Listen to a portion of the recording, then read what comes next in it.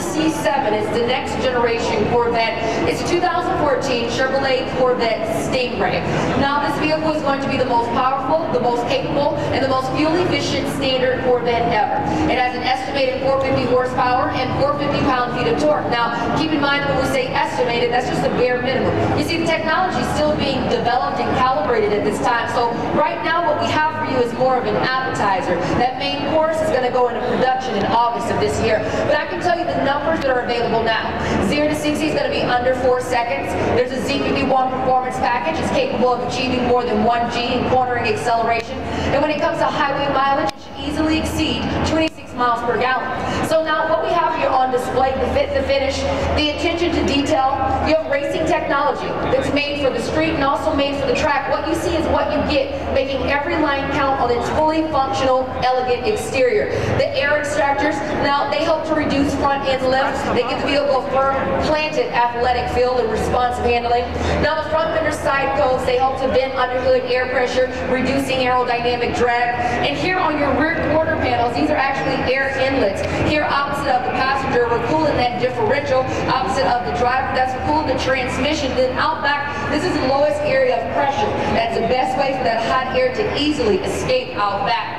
Now, design elements include, this is a removable carbon fiber roof panel.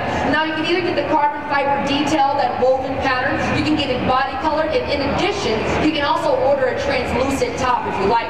Now, other materials include a carbon fiber hood, then you've got composite fenders, doors, rear quarter panels, and hatchback. And also there's a carbon nano composite underbody panel, has a little bit of carbon fiber detail in there as well. So what's under the hood of this vehicle? And keep in mind, folks, that this is the standard level Corvette. And once again, it's going to offer you more than any standard Corvette has before. It features the 5th generation 6.2 liter small block pushrod V8 engine. Now that's the LT1, once again, 450 horsepower, 450 pound-feet of torque, and that's matched to a 7-speed manual transmission. Now that's exceptional because the only other that does it is Porsche. So it lets you know the league that this vehicle is playing in. Now you also have a 6-speed automatic transmission that features your paddle shifting. Now the technology that's on display here, this is the Z51 handling package.